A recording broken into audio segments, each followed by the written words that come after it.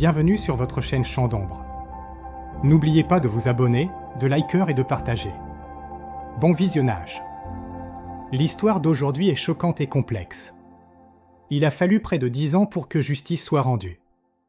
Il s'agit du meurtre brutal d'une religieuse de 21 ans en 1992, résolu 28 ans plus tard, en décembre 2020. Voici l'histoire de Sœur Abaya. Cette histoire commence dans la ville tranquille de Kottayam, au Kerala, en 1992, un endroit paisible avec des églises et des couvents. Le couvent Saint-Pius X abritait de nombreuses jeunes femmes, dont des religieuses, venues étudier et séjourner. Parmi elles se trouvait Sœur Abaya, 21 ans, une jeune femme dévouée venue servir Dieu. Sœur Abaya étudiait, avec des examens à venir, elle décida de se lever tôt pour étudier davantage. Elle régla son réveil, se coucha et se réveilla vers 4 heures du matin pour commencer à étudier. Vers cette heure-là, elle sentit le besoin de faire une pause et se rendit à la cuisine, peut-être pour boire de l'eau.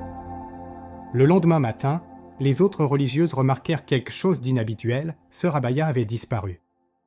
Dans la cuisine, elles trouvèrent une bouteille d'eau débouchée, de l'eau renversée et l'une des chaussures de Sœur Abaya. L'inquiétude grandit.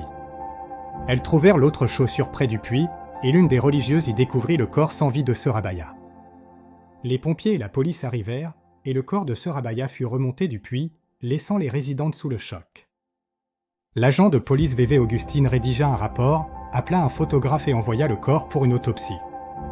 L'autopsie révéla des coupures, des ecchymoses et une blessure à la tête, mais la cause du décès fut qualifiée de noyade et de suicide. Beaucoup croyaient qu'il s'agissait d'un meurtre et que quelqu'un tentait de dissimuler la vérité, surtout dans un couvent. Un activiste forma un comité pour la justice. La crime branche enquêta et conclut au suicide, malgré les doutes. L'affaire fut transmise au Bureau central d'investigation, qui reprit l'enquête.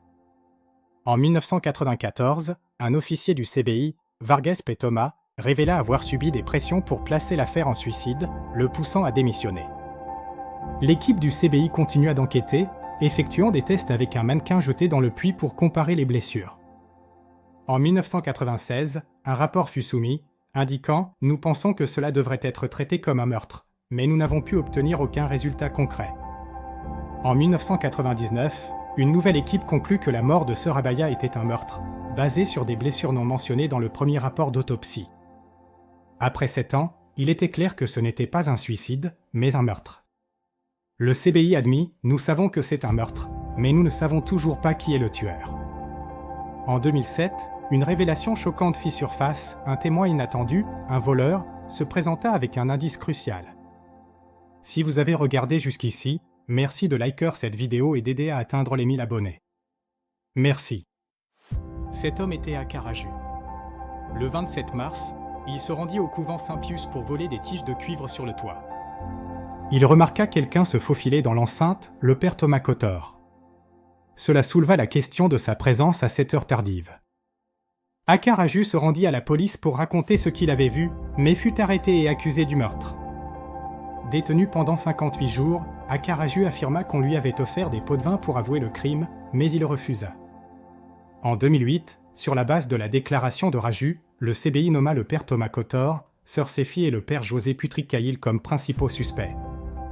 Le père Thomas Kotor, Sœur Séphie et le père José Putrik-Caïl furent envoyés à Bangalore pour des tests narco-analytiques.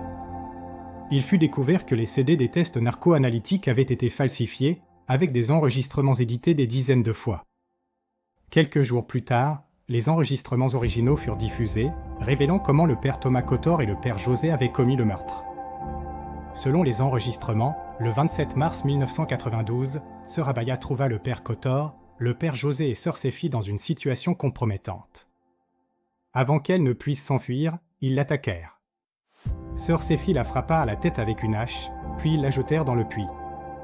En 2020, la Haute Cour du Kerala condamna le père Thomas Kotor et Sœur Séphie à la prison à perpétuité, grâce aux tests et aux témoignages de Raju.